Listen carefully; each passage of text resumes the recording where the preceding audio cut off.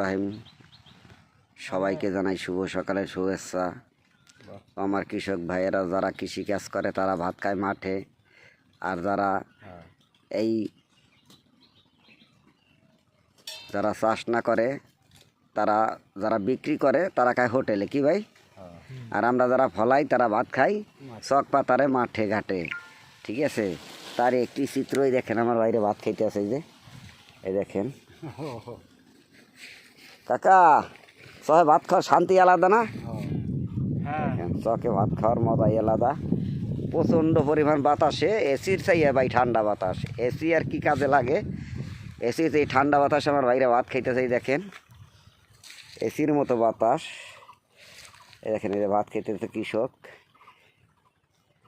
আর যারা সিন্ডিকেট করে চাউল ধান গম তারা খায় এসি রুমে ভাই, আর কৃষক খায় মাঠে ঘাটে। এই দেখেন যারা ফসল ফলায় তারা খায় কি দিয়ে? ভাত। এই দেখেন পান্তা ভাত না, ঠান্ডা ভাত।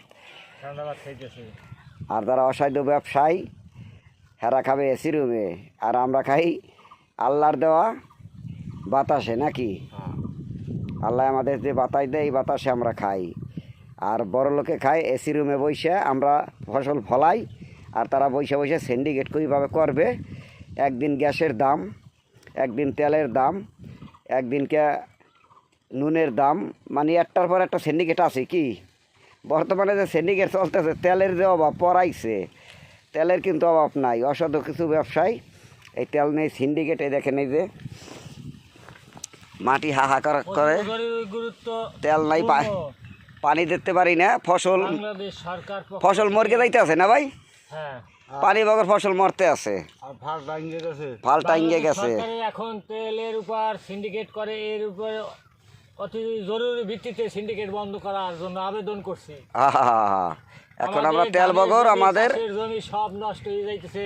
কন না দেওয়ার জন্য তেলের জন্য আমরা দিতে পারতেছি না, সেই সমস্যার কারণে আমাদের জমিতে পাট বুনাইতে পারতেছি না। বর্তমান তেলের এই ক্রাইসিস এত, তেলের জ্বালা আমরা স্যালো মেশিন চালাইতে পারি না, ট্রাক্টর চালাইতে পারি না, কৃষি ফসল চাষ দিতে পারি না। সরকার দ্রুত গতিতে এই আমাদের তেলের ব্যবস্থা করা হোক।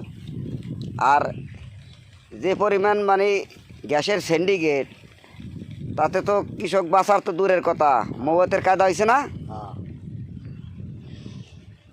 এই দেখেন, তবে সরকারের প্রতি অনুরোধ, কৃষক পণ্যের দাম কমান, কৃষককে বাঁচান। আপনারা সবসময় কৃষি অফিসার একটা স্লোগান দেন যে কৃষক বাঁচলে বাঁচবে দেশ। সেই স্লোগানটা জানি ভাই বলবল থাকে, সেই স্লোগানের উপর কাজ করেন আপনারা। তাই কৃষকের প্রতি ভালোবাসা দেখান একটু। এই দেখেন তেল বগর আমরা সেচ দিতে পারি না, আমাদের জমির মাটি কি অবস্থা হয়েছে দেখেন। এই যে একটু দেখাই, এই দেখেন, এই যে ফসল কিন্তু যায় অবস্থা। তবে ভিডিওটা যদি ভালো লাগে লাইক কমেন্ট শেয়ার দিয়ে ভাই পাশে থাকবেন। যারা আমার ভাই বেরাদার ফ্যান ফলোয়ার, ভিডিওটা বেশি বেশি শেয়ার করে দিবেন ভাই। আপনাদের প্রতি বিশেষ অনুরোধ রইল। আজকের মতো বিদায় নিলাম, দেখা হবে অন্য কোনো ভিডিওতে। খোদা হাফেজ।